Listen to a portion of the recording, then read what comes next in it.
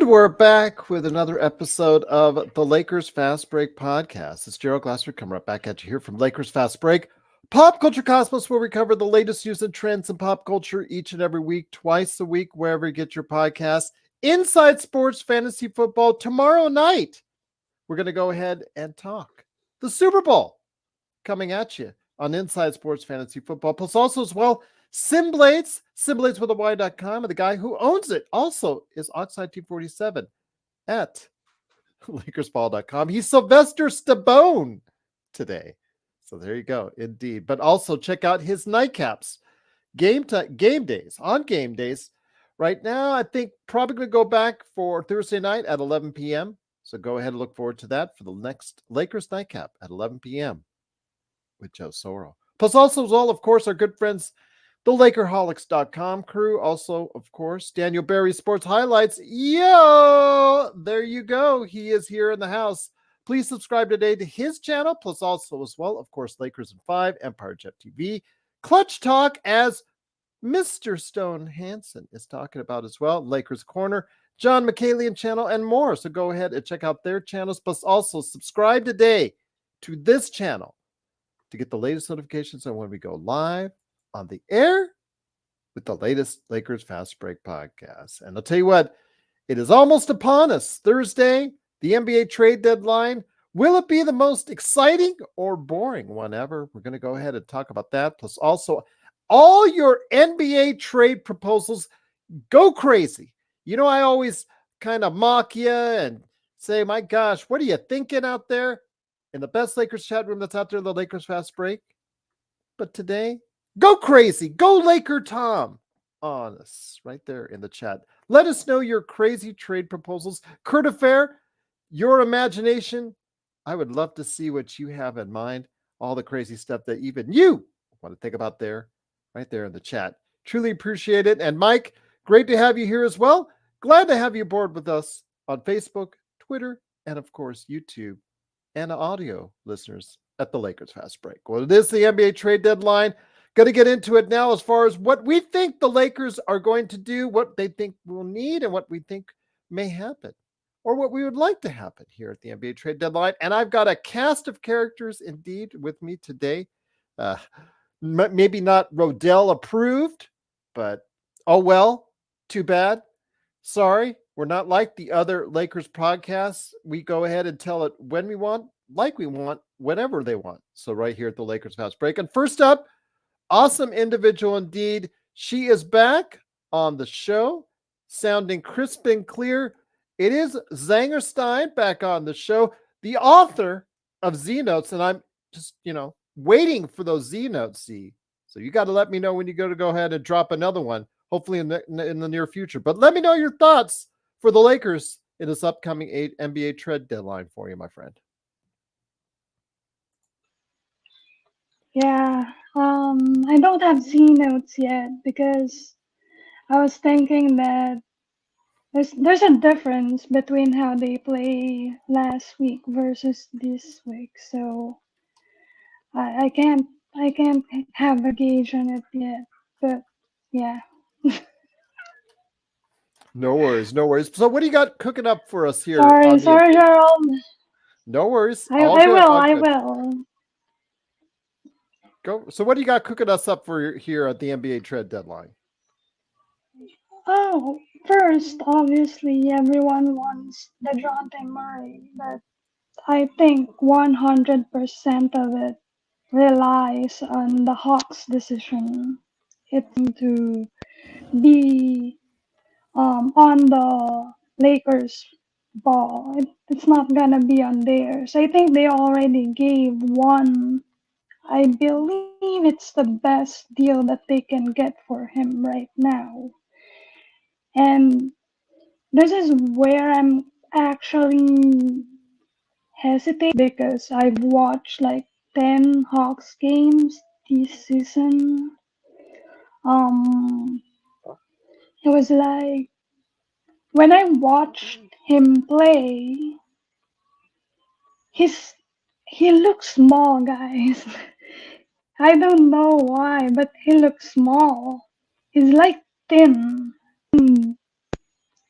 they are saying that he's a good defender, right? Okay, fine. Wait. I'm gonna sort out what's on my mind first. Um, on offense, I think his positive is that he can attack anytime he wants. That's strength. He can attack anytime he wants. He doesn't need a pick and roll, unlike D'Lo and Austin. He's just gonna go there to his spots and cook. He can do that. Unfortunately for the Hawks, it doesn't fit because he's a point guard and Trey Young is a better point guard than him. So there's an overlap between them. That's why it doesn't work there. But if it's the Lakers, it is better if they put him on D'Lo's spot. They need it to be D'Lo. It can't be because Austin is your better off ball shooter. He's actually better than D'Lo off ball. And for me, that's where the conundrum starts because the Hawks obviously wanted Austin. That's what that's what they want. But when I look at Dejounte, his game, I'm not sure if it will actually blossom in the Lakers because his game is different. He doesn't his shot profile, he doesn't get to the rim, although he gets there, but he's gonna pass the ball. He's not finishing at the rim, which is something that Versailles should do.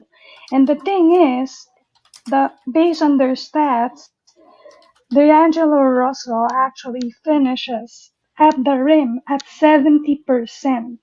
When he gets there, he's gonna finish there. But for DeJounte, this is the weird thing. He can get there because he's much faster. His shot percentage is just 50. He doesn't finish at the rim very well. Most of his shots, the one that he can get to is the mid range. Anytime he wanted, when he has the ball, he can get there. So I'm just not sure between him and D'Lo on the offense, particularly the playmaking, because I think D'Lo is a better playmaker. The next one is the defense. Guys, he cannot screen navigate. The Jean Murray can't screen navigate. I don't know why. Maybe it's the energy that he wanted to spend. Maybe he doesn't want to spend too much on Atlanta. But based on what I saw, he's getting beat when it's a pick and roll. When it's a pick and roll, he's getting beat there because his body is really thin. Steph Curry actually bumped him and then he's lost. That's it. That's how lightweight he is. Unlike if you compared it side by side, I did this by the way. If you compared the screen, two screens of D'Lo and then him playing, you're gonna see the difference in size. There's a difference, and I think D'Lo is a good enough hedge and rotator than Dejounte. He's a better off ball defender than Dejounte, even though we all know that is the same as Austin, that he cannot be your point of attack defender. And that's where DeJounte is supposed to be, but I'm just not sure about his defense right now. Now, for the Hawks, I'm gonna say it. Sorry, Gerald. Sorry, I No just worries. told Just want to make sure everybody gets in for their the two Hawks. cents. No worries. No worries, Z. Yeah, for the Go for it. Hawks, I think they're gonna fumble this again. They've fumbled so many times, by the way. Last year, people wanted to give John Collins picks. This year they didn't.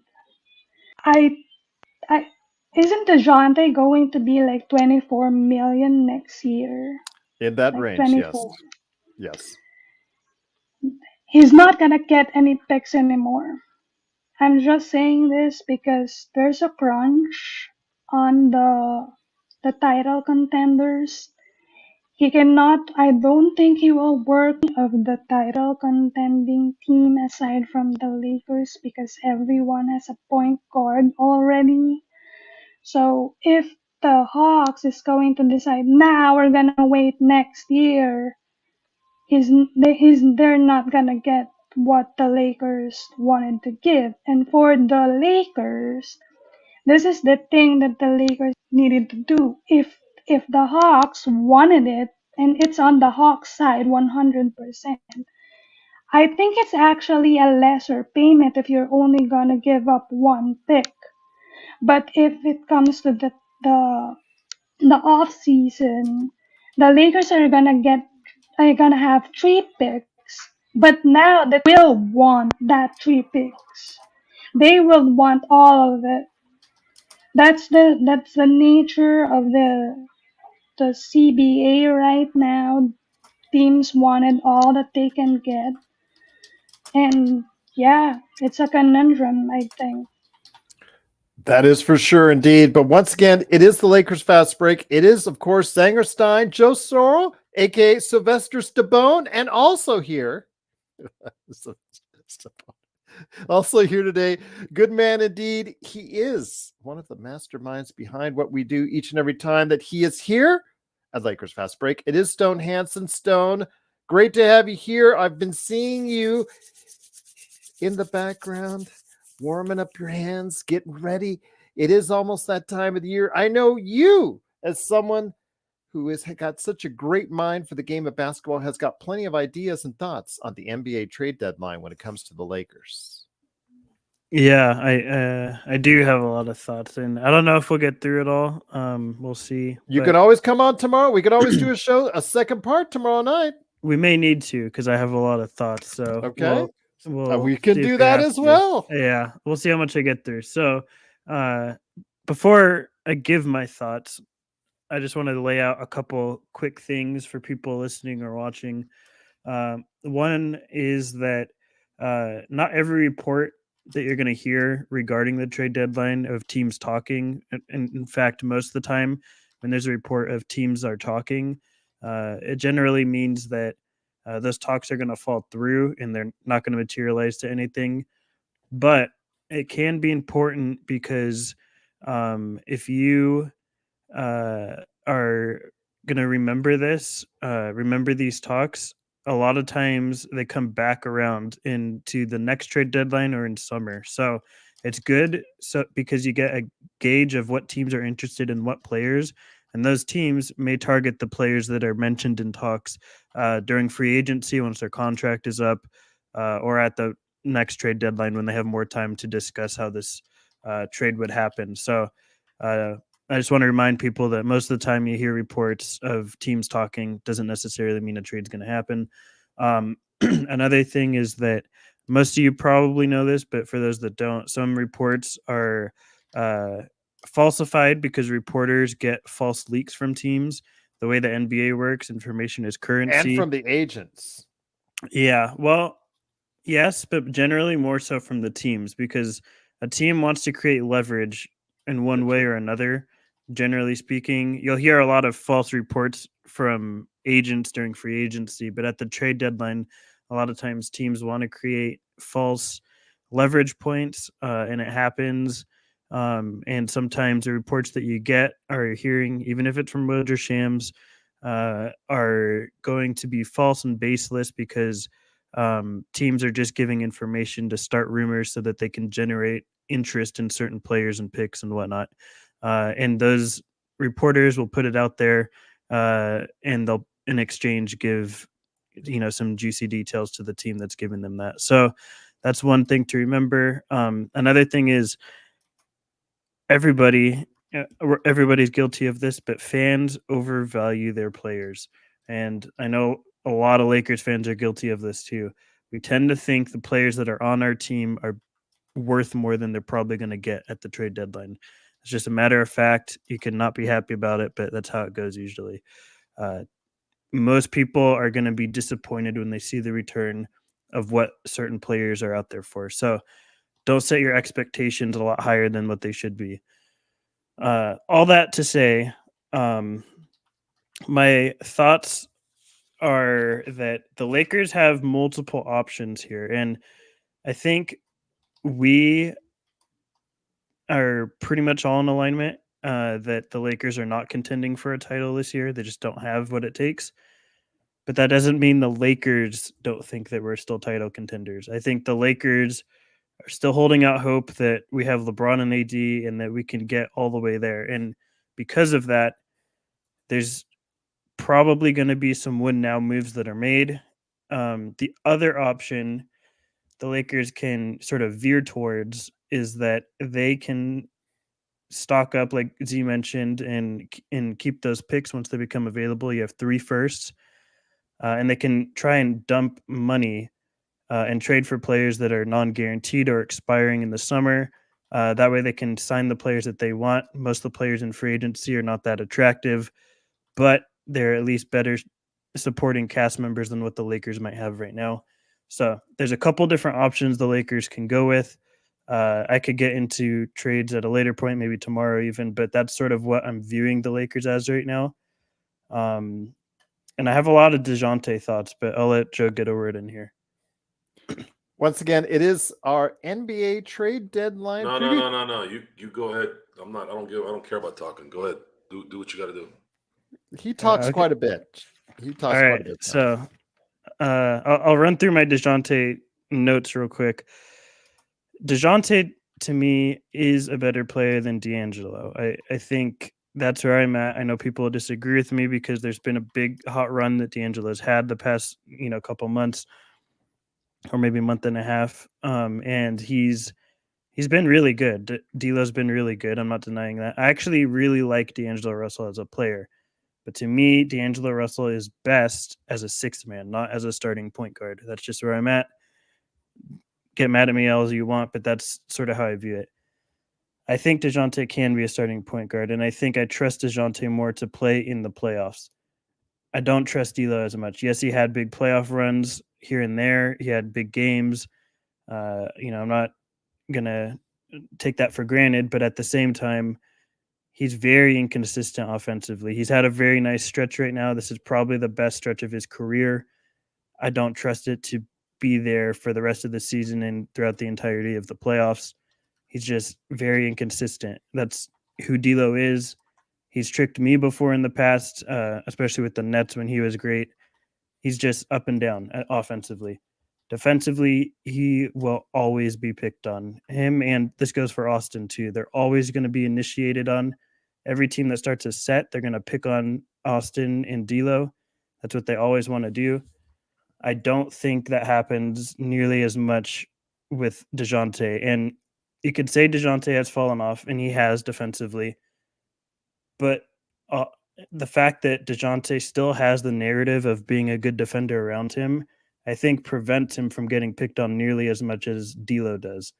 Whether it's real or not, and that he lives up to that, it's up for debate, but he is still not getting picked on nearly as much as D'Lo is. And I think that when you watch Hawks games, it reflects that.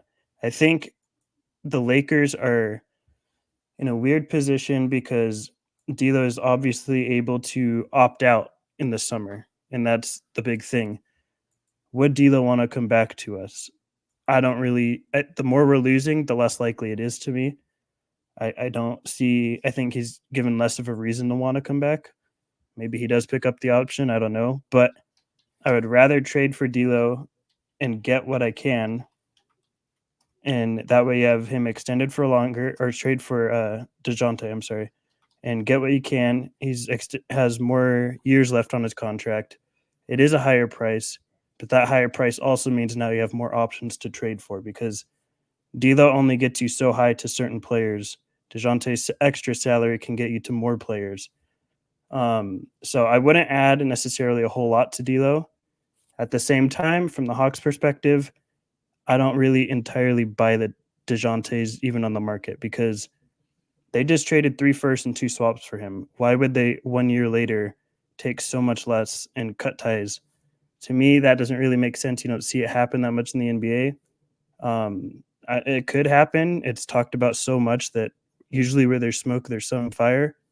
But I think that's a huge loss for the Hawks to take so quickly after trading for him and trading a lot for him. Once again, it is the Lakers Fast Break. It is, of course, Stone Hansen. Zangerstein is here as well for the Philippines and also here today. Good man indeed. He is the mastermind behind Simblades and, of course, Lakers Nightcap with Joe Sorrow. It is Joe Sorrow. Joe, you seem to be in somewhere where I'm thinking about as far as, with all the smoke in regards to Dejounte Murray and other players as far as that ilk, as far as high-end rotation players. I don't think that the Lakers are going to end up probably getting to that point because they just don't have enough as far as in the assets to throw at other teams. It looks like more and more to me that if they do make moves, it might be along the fringes to go ahead and support whatever team that we currently have. Yes, I think there needs to be some attention to the fact that the last time you went to go get more talent, or at least you thought you got more talent at the expense of your team, it was the worst trade you've ever made in franchise history. Russell Westbrook trade will go down as the worst trade in Laker history for the simple fact that they cut their own throat when they didn't have to. And there's a couple ways you can look at it. One, the inability for those who are in charge to understand what that means. And the other, which again, it's not just the guys that are in control now, it's just those who don't really do the work, don't really put in the work and understand how this works, made a decision thinking that they were going to have to do something, which was stupid. My assessment on this is let it go. If you can get a player for a few second-round picks that might add some depth, maybe a backup point guard, that's fine. But Dejounte Murray, I was going to say this before Stone did, these guys spent 3 first-round picks for Dejounte Murray. I find it extremely unlikely that they're going to trade him for D'Angelo Russell and a first-round pick. Unless that third person is Austin Reeves, I just don't see how that's going to work. Miles Bridges, I keep hearing that name. I don't know why. Miles Bridges is a PR nightmare anywhere he goes. So, and again, no one gives dirt for Charlotte or their organization. Most people don't even know they exist. So he's okay over there. If I'm Miles Bridges, I beg ownership, the new ownership, to just keep him there because no one will care there. If he goes to New York, he goes to LA, he goes to the Spurs, all the little, witches will come out of the woodwork and want to stone him to death. And the organization. So there is really no solution, folks, this year, other than the Lakers putting their heads together by some miracle and figuring out that they have enough talent to make things work until they finally run into a team that can make it work. And right now it's looking like Denver and the Clippers. Again, the Clippers are always suspect because they're the Clippers, and you have one of the biggest chokers in what I like to call him the Clayton Kershaw of basketball, which is James who Harden. re-signed for the Dodgers today. Which is, yeah. And of course, I'm getting messages, you're not a real Dodger fan by not supporting Kershaw coming back. I go, I'm not a real Dodger fan. I'm not a real Dodger fan? Really? Really? Here's what I ended up going off at this point. What a shock. I said, did you watch the playoffs this year? Did you see how in less than an inning what that man did? And that is not the first time he's done it. He has done it at least in 10 games. So we have this discussion with a lot of our compadres out there. The amount of knowledge and viewership is going to be unmatched between this man over here, that man over there, and this one here. We have the capability to watch anything we want at any time. And between us three, we've seen it all. So if you want to find any information, relevant information, it's going to come from one of us three. We watch, we pay attention, we invest our time in it. It's what we do other than our own jobs. And in some cases, for Stone, it was his job. So I don't feel bad when we tell everyone what's really going on. We don't know who's going to get traded. We don't know what's technically a leak, but that doesn't matter. We know the salary cap. We know the CBA, not 100% because it's impossible to read 700 pages, but we know the basics, okay? This team does not have draft assets. This team does not have the talent to go get a third star. And it never did. It never did. We've already gone through this. So my advice to the Lakers, and this may be happening already, is stand pat, get a couple guys if you can, maybe one if you're really, really lucky, that can benefit this team here, and just go finish the season. Whatever happens after that, it is what it is.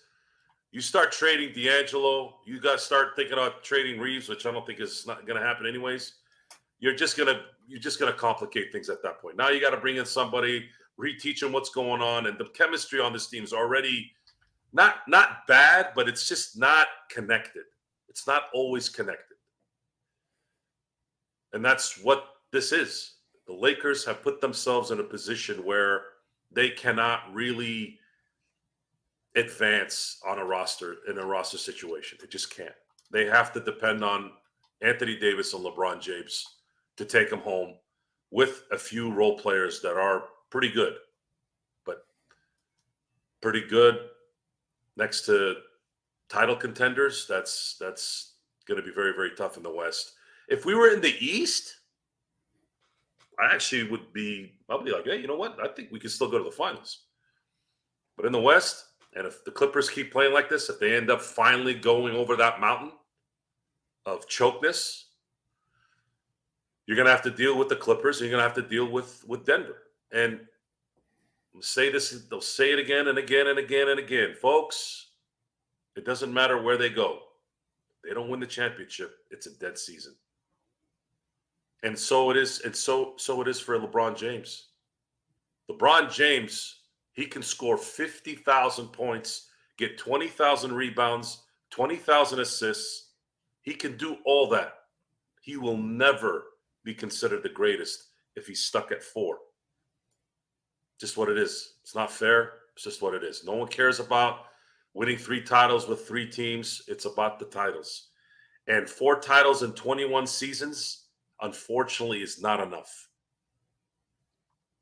It's not fair. It's just one of those things that's not fair. We're okay. Again, we're here for the Laker legacy. The Laker legacy says he came to LA and brought a championship. So cool. We're good. I just thought he'd get another one, but that wasn't really necessarily. I mean, he did push for the Westbrook trade. So you can say it was somewhat his fault, but that's still a decision that Rob made and the organization when they didn't have to. And now we don't get a chance to see a multiple championship run with this particular team. And I'm with Stone on this. The Lakers do not win a championship this year. I think their focus needs to be to get LeBron somewhere else. But I have a hard time.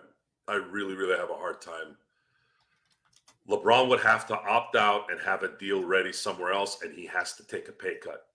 No one will trade for him, and that no one will give him $51 million with free cap space. It's just not going to happen. It'd have to be something where LeBron says, you know what, I want to go somewhere where I can maybe win a title, have a little bit of a stronger team. But then even then, what's been one of the big things that's followed LeBron? Oh, he only goes to teams that are, with talent, right? So LeBron cares about what the public thinks. He's always cared about it. That's why he's been flustered so many times in his career. And again, he's not the only one, folks. Kobe had a habit of thinking too much about what people thought too. That's what these guys are. They hear it every day. It's some part of the motivation.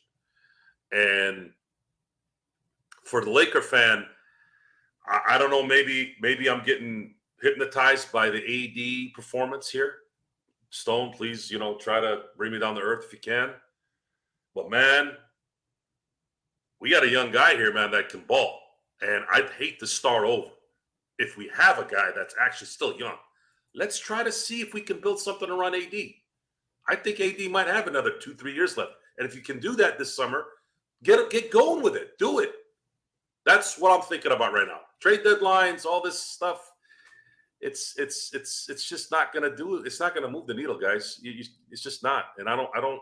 And the NBA, just the way it's going these days with how they've set up these supermax contracts and making it harder for teams to trade players.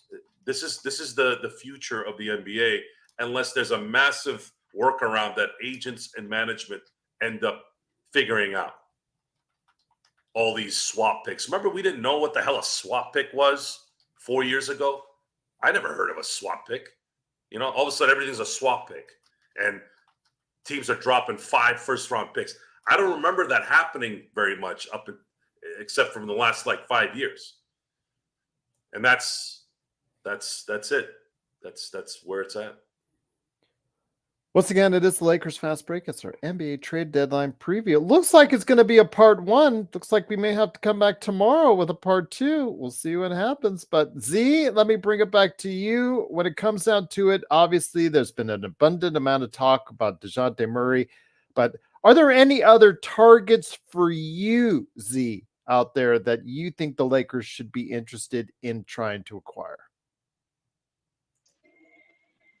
I think again it depends on the other team's decisions. But for example, DFS, Royce O'Neal, and no one's talking Dorian about this, Finney-Smith. but Let me just say this. Dorian Finney-Smith. no, Just to let everybody know out there, especially an audio audience. But go ahead. I'm sorry. okay. Yeah, DFS. And I was talking about this other one, but I forgot the name of the other guard in that group. Another Smith. There's another Smith in there. Talk about Ish Smith that we just played against. No. No, it's a guard that is small. Came You're from not talking Dallas. Dennis Smith, are you? Dennis Smith Jr.?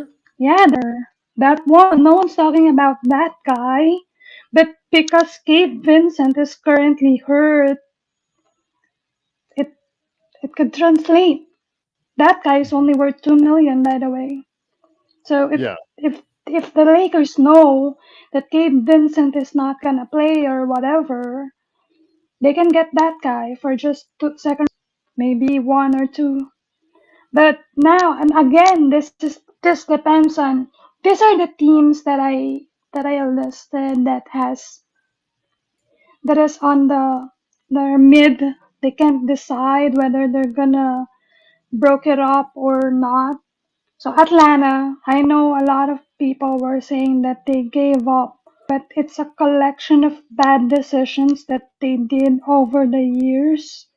I mean, they have lost the value of Collins and Bogdanovich there. So now they don't have value. Even Bogdanovich doesn't have a value anymore. Bohan, that guy, that shooter. They're not that guy because they need him. But again, I'm telling Stone, when I saw Trey and Dejounte, they just don't work together. They just don't. It's on the screen. You can see it already. They're not working together.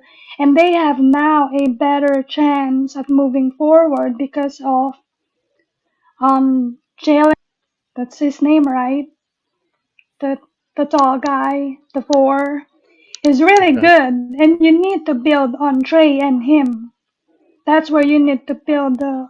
Now, I've heard that the Lakers already have a proposal with a third team.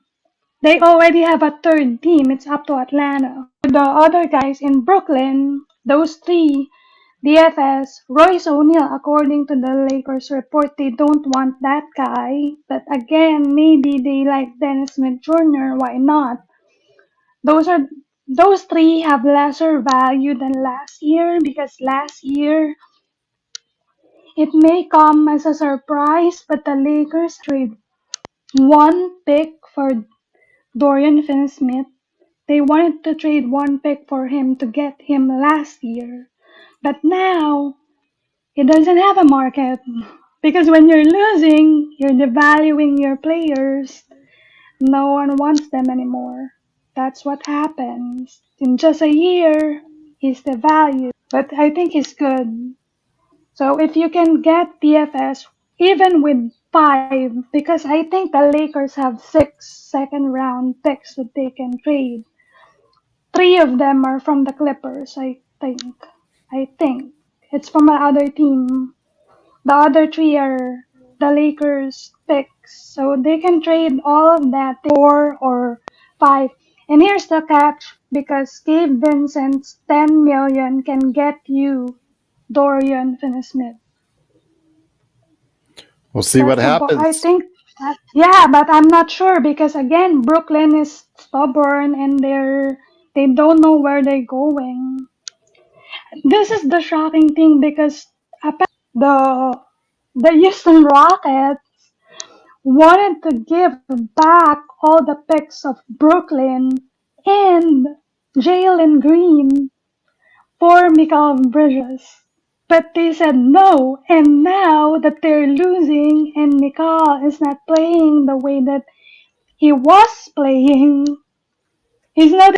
So you need to get on. If this is available, you need to jump on it. That's how fast it goes. Otherwise, you're gonna lose it. So for the Lakers, if any of these trades happen, and I think they can only because none of the West, aside from the Portland and Jazz, are gonna trade anything. Seeing based on the market, Spurs are not gonna trade with the Lakers. The contending teams are not gonna trade for the Lakers. They only have Portland and Jazz in the Western Conference to trade for. So they need the East teams to cooperate. Otherwise, they're not going to get any. We'll find out. But once again, it is the Lakers Fast Break NBA trade deadline preview stone. Mike Anguilano, who has appeared on the show, and truly appreciate him watching on Twitter, getting a lot of feedback on Twitter as we speak. So I cannot thank you enough for everyone out there on Twitter to listen to us. Your thoughts on possibly the Lakers standing pat? As I have said in the past few weeks, and actually Mike Anguilano touched on it, if the Lakers stand pat, there's a good possibility they can avoid the repeater tax for the first time in years, saving the money there. There's also the fact that they can go ahead and get money paid to them from the tax teams in probably around what's going to be now looking right in the mid-teens, 13, 14, $15 million range. Plus, they can accrue their assets over the course of the summer, whether or not LeBron stays or goes, and find themselves in a position where they could have up to 3 first-round draft choices, some cap space available maybe even, heading into the offseason. What allure should that be for the Lakers at this point in time over building something over a quick fix that you might have in mind? Yeah, I mean the problem is the only quick fixes that are going to come are none that are going to lead to a championship so long as you have LeBron and AD on your team because your assets are sucked dry. And the only way to recover those assets are by trading LeBron and AD. And it's not likely to happen, very unlikely to happen. I'm not going to say impossible anymore, but very, very unlikely. So to me, you can only work around what you have. Like I said, I'd be moving D'Lo. I think it's 50-50 at this point that he is going to pick up his option in the summer. So I would rather get an asset for a longer period so you have more time to find maybe something to help you a little bit more. But ultimately, I think strategically the best option is, push LeBron out. As for different options the Lakers have, Bruce Brown's a name that everyone is talking about. That's a name that the Lakers really tried to go after this summer. If you remember, the Lakers were really trying to get him and just got outbid. And they're not going to pay. They couldn't pay that much that the Pacers paid. But it's important to note that Bruce Brown, because of the certain contract structure that he has, can only be traded by himself. The Raptors cannot attach any other players in a trade to the Lakers. It has to be just Bruce Brown by himself. It makes it a little more complicated. It means that you're not going to get any other players to come back. There's no Boucher. There's no Trent. It's only Bruce Brown.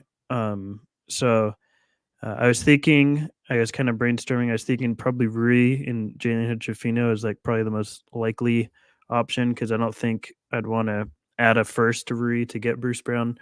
As far as the first with the Lakers too, I think that's a real sticking point. I would be very shocked if the Lakers do not move one of their the 2029 first or D'Lo, maybe both, but if they don't move at least one of them, I'd be pretty shocked. LeBron's put pressure on the Lakers now. LeBron wants them to make moves. And the track record that we have is whether that's the right move or not. That the Lakers, every deadline that they've had LeBron, that's their MO, right? Is flip this team over and make up for their mistakes from free agency. Whether we agree with it or not, that's the track record that they've had. So I don't really have any reason to believe it'll be anything other than that this deadline. I know a lot of people think we'll stand pat. I think we're going to move at least D'Lo or that pick in some way or another. I really couldn't care less about the Buses' personal financial situation. I don't care if they save money or not. It's their job to spend it for this team to make it better. And I don't care if they make more money. The repeater tax. The only way I care about finances is if it means the Lakers can spend more in the future. But as far as personal owner finances, I really couldn't care less. I think the Lakers have to be smart. They definitely have to make sure they don't fall in that pit of throwing all your eggs in a basket for now.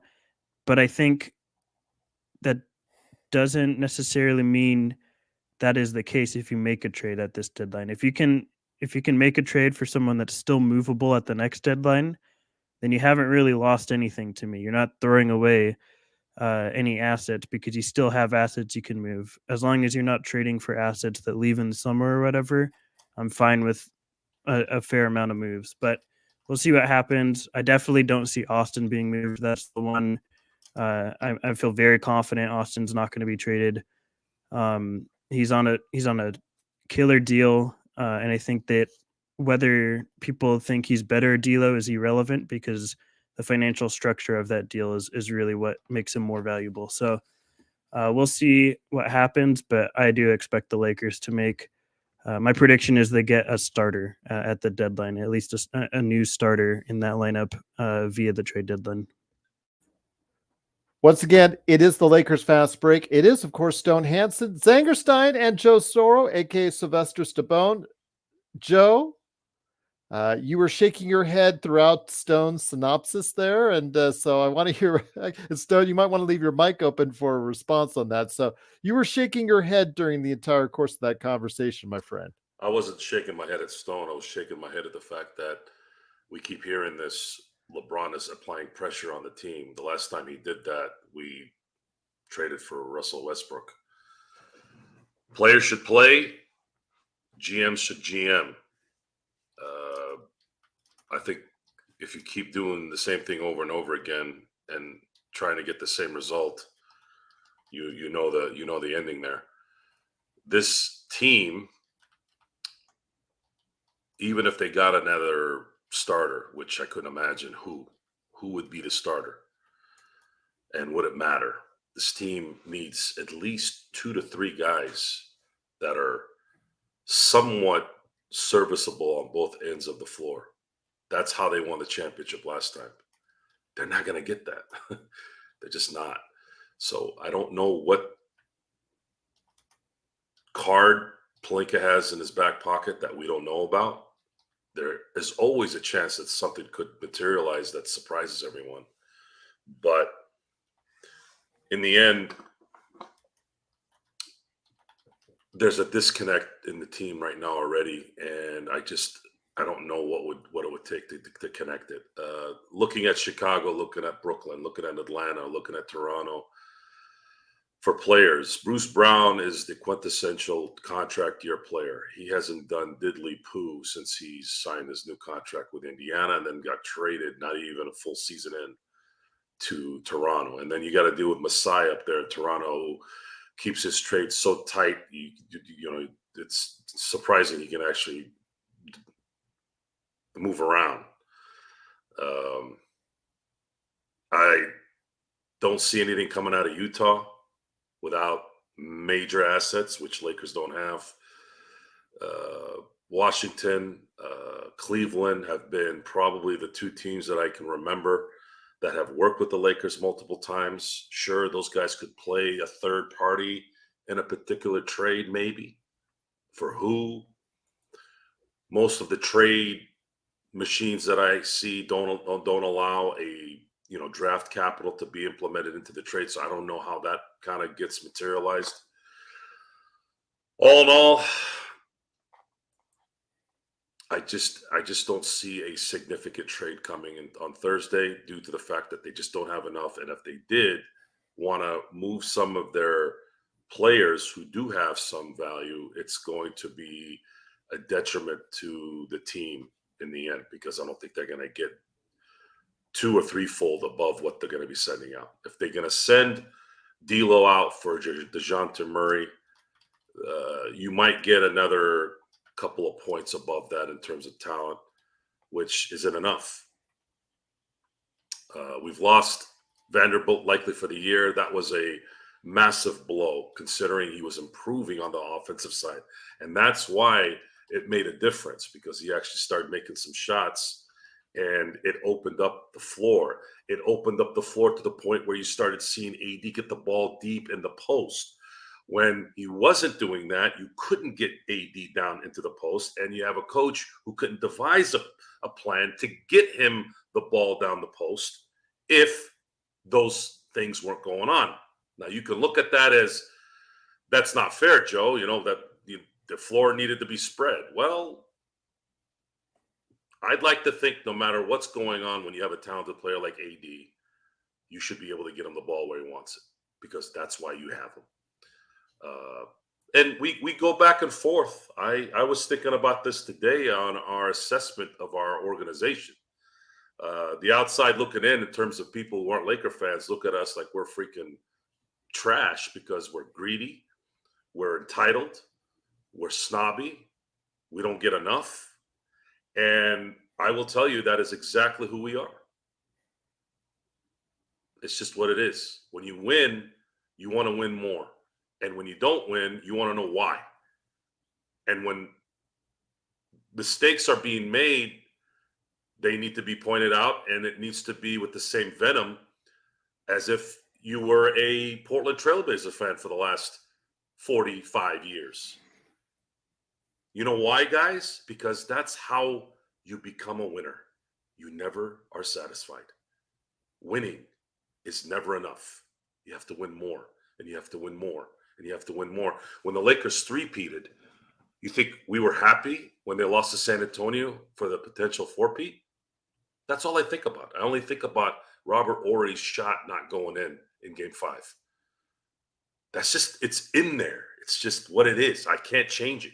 I don't think about, we talk about it, but I don't think about the Ory in 02 against Sacramento as much. I don't think about the domination in 01. I don't think about Shaq's greatest season that I've seen from an individual, at least I've seen, in 2000. I think about 03 I think about '04.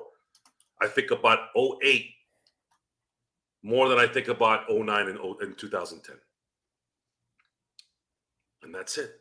Here we are talking about the trade deadline, fully knowing that this, whatever happens here, barring a miracle, and that stuff doesn't happen anymore, guys.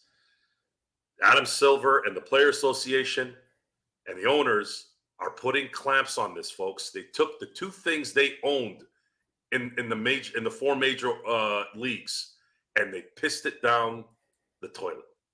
The trade deadline and free agency. Now we have to sit here with our hands in our pants, sorry Z, and wait for really basic stuff now. And then in the summer, what's happened the last 2 summers? Really. And by the way, I don't consider Durant getting traded last year like a big deal. Durant has asked for more trades than Michael Jordan's retired. So it's not, that wasn't like, oh, wow. Now, if Joel Embiid had asked to be traded this year, now you got something going on. Something happens and Jamal Murray's upset with his role. I'm not saying, just using that as hypothetical. You never, that's something that would be cool. And that's really the only way it's going to be, by the way. Unless Luka, if you're listening, as much of a heifer you are and how much whining you do, you want out of Dallas, you want the greatest stage on for your talent, buddy, let your contract run out and be a free agent because LA will be waiting for you. That's the next time I think in the future that we have something to look forward to. I think someone has to tell Doncic that he needs to be in LA. And we all know that Cuban is not trading him to LA. So he's gonna have to leave on his own. By the way, there is someone impersonating Darvin Ham in the chat. Just want to tell you, Darvin, we call it like we see it here at the Lakers Fast Break. You don't like it? Go somewhere else. We'll just leave it at that. But once again, it is the Lakers Fast Break. It is. Wait, what did he say? Hold on, let me read it. Fam, that's why this channel had less subscribers because you don't know basketball at all. Full negativities, no positivity. But you suck an egg and suck my nuts, by the way, Darvin Ham. How about that? Learn how to coach, Darvin. Learn how to coach. Yeah, learn how to coach and get your hands out of your pockets. You're not at home watching TV. Zagerstein, let me bring it back to you one more time. Again, we talk about the trade deadline being important for a lot of teams. The Lakers have been one of those teams that have been much speculated upon. Do you expect the Lakers to be active at the trade deadline, C? I think they will still be. I think they are actually, but again, I think this is the stupidity of this because if you think about it, you wanted the Lakers to trade for something, right? We all wanted them to improve. Who doesn't want that? Even Stone's not believing that this team is going anywhere, believes that they need to trade, right? So I don't see anyone saying that they're not going to do anything. I think they're even doing it right now. But the problem is in a negotiation, you are going to negotiate with the other team needs to say yes. Otherwise there's no deal. That's the thing. That's the thing about it. It's not about the negativity, Darvingham. It's about being smart about this. That are they gonna do this? Yes, they might be. They already have a package for this, but it's up to the other team if they want that package or not. That's why we can talk and assume what are they gonna do, but it depends on the other team's decision. Now, for Joe, I think this is one thing that no one is actually talking. The free agency is now dead. And unfortunately, the Lakers have actually done much better in free agency, getting the players they wanted than the draft. That's what the Lakers always do. They trade for the player that they want. Shaq, those guys are from other teams that they traded for to improve their team. That's the history of the Lakers. Unfortunately, for this time, I'm not sure if stars are gonna take that pay cut, guys. I'm just not sure. For Doncic, yeah, we want to go to the Lakers, but is he going to say no to another 20 million for the Supermax? That's like a 20 to 30 or even 40 million difference between being a free agent versus getting the Supermax. So that's why Adam Silver has done this. I think this is because of the Golden State Durant trade that happened because they didn't expect it to jump by giving that. I think that was a 15% increase on the cap. The Golden State got Durant, and we that the league doesn't want super duper teams. That's way too much for them, and that's why they also killed the CP3 trade because I think they're gonna get CP3 and Dwight Howard that year. So they're cutting that out right now. So and also the Lakers are gonna have a 3 picks, right? They're gonna have 3 picks this free agency, but other teams are gonna want it. They will want all of it. That's the new trading system right now, and it's kind of funny because the only one that has the picks is OKC and the Jazz. They have all the picks of the entire league right now. Every contending team is just the Jazz, OKC, the Pelicans, and Houston. Other contenders doesn't have a pick. We'll see what happens, though. I got to retort to that, Z. The issue. This is the problem with reaction. The reaction type mentality. The reason why Durant and the Golden State Warriors situation went the way it went was pure luck. Okay, Steph Curry. There was talk that he wouldn't last. He had ankle issues for like 3 years. They were going to trade him to Milwaukee. Someone decided, no, we'll send Monte Ellis. And then when they signed him, it was a very, very friendly contract. Very friendly because they didn't know if he was going to last. Then he turned into a superstar. And because he didn't get paid max money, they had the perfect stars align at that summer. And then Durant came to Golden State. And this is the problem with it. Doesn't matter if it's sports or just laws and social aspects. It's like, dude, this thing happened one time. How often do you think 3 stars in their prime are going to get a 4th star come to their team? Like, why would that even matter? Why would you adjust to something like that? Especially considering you had the market on specific times during the year where the attention was there. Now, you don't get anything. This is the worst, and it's getting worse trade deadline ever. I don't hear anything from Woj. I don't hear anything from Shams because he's a sham now. They're not. He might have went Ramona Shelburne on somebody. No one's helping him anymore. We don't get Isn't the excitement. There's no excitement. There's no like. There's part of the attention, part of the fans being, oh, can we go get this guy? At least if it's out there with all the prominent media guys, even though guys like Stone and I be like, oh, God, that's not going to happen. Oh, God, that's not going to happen. It's still a topic of discussion. There are no topics of discussion anymore, especially when it comes from those guys, because those guys are the mouthpieces for a lot of these GMs, a lot of these agents. So then we have to talk about it. We're going to say, hey, man, come on. Is that really going to happen? Somebody dropped a dime on that. I don't know if that's going to happen. But usually those guys, when they do, there is some truth to it. They're not allowing it. So either something's about to happen here in a day and a half where it explodes,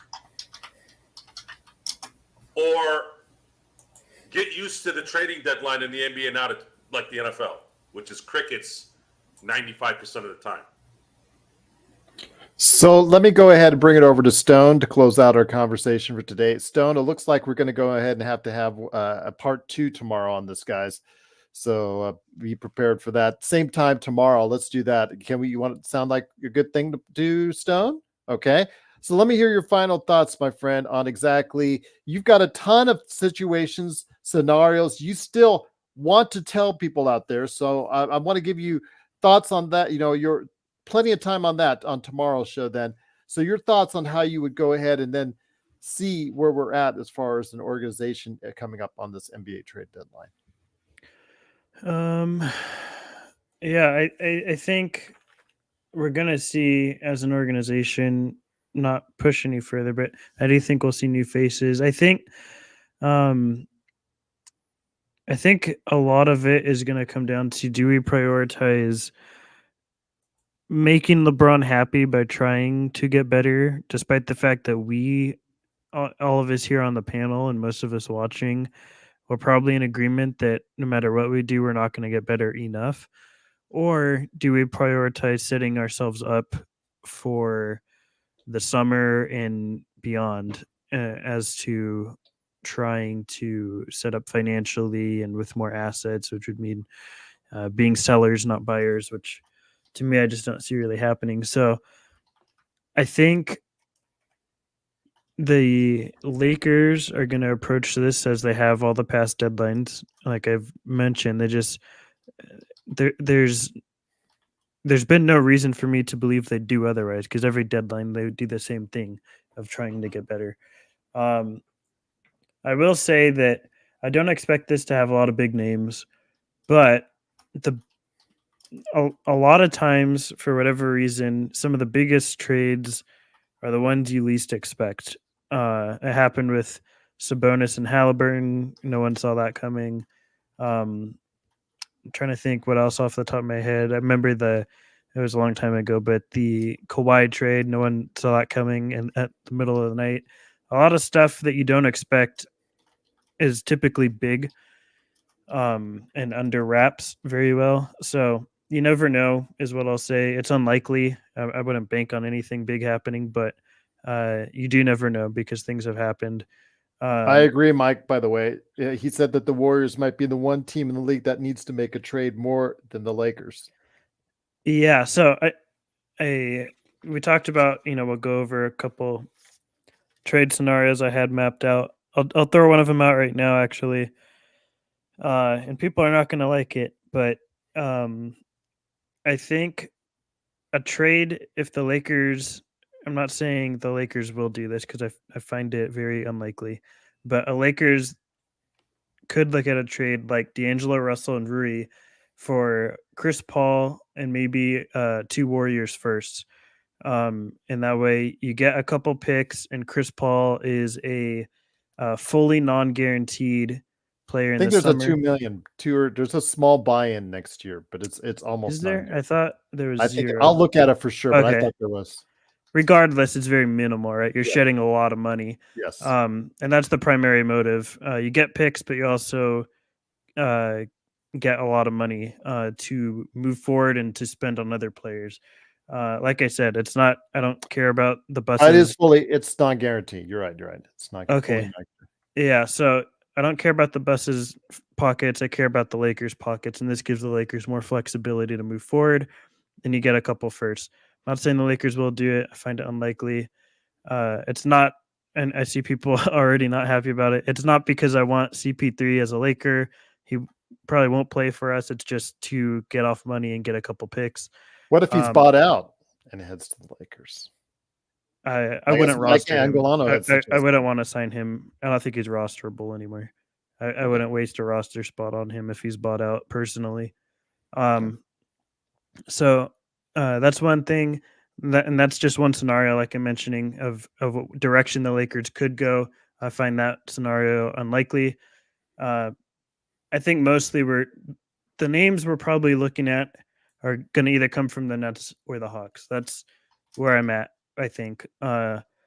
whether that's Dejounte from the Hawks, who knows, whether that's Dorian Finney-Smith, Royce O'Neal, or Dinwiddie, who knows. Dinwiddie would only be a rental, by the way. I don't see us keeping him because he's a free agent this summer, and so is Royce O'Neal.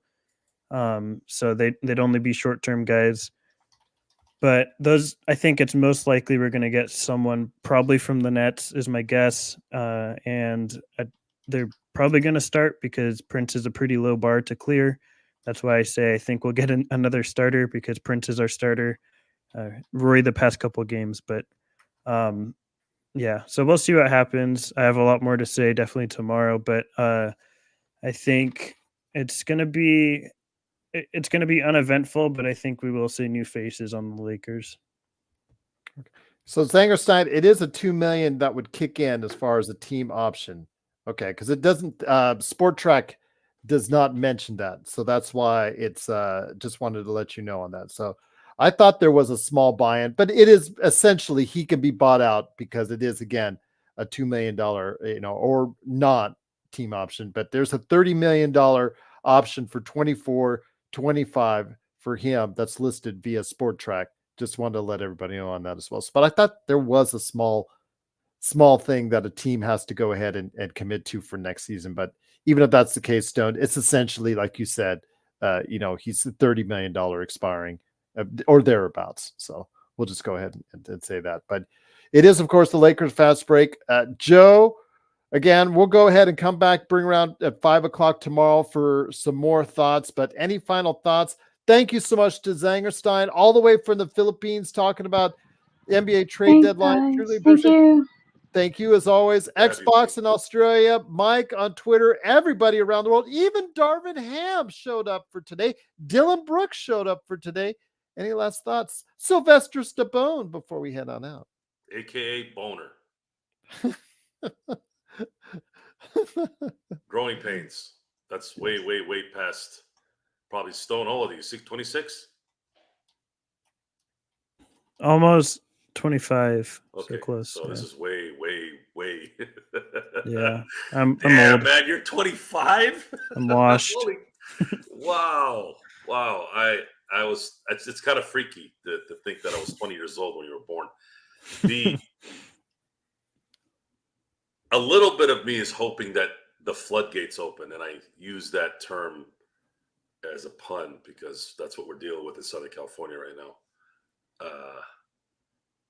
I really do. I really wish something great would happen here in all phases. It's not just the Lakers, just the secret. And then all of a sudden, here comes 6 a.m. on Thursday morning, and everything just goes nuts. They're having the awards for the NFL on Thursday, correct? Also. Yes. Okay. What the hell? What's the deal with Thursday? Why didn't they make everything on a goddamn Thursday? WrestleMania's doing a press conference in Las Vegas on Thursday as well. So. All on Thursday. No, cool, bro. Sylvester Stallone is another Italian guy. It's Stallone, cool, bro. This is a joke. It's playing on a joke. But no, Thursday Stallone is an actual character. Thursday, I will tell you, Joe, pains.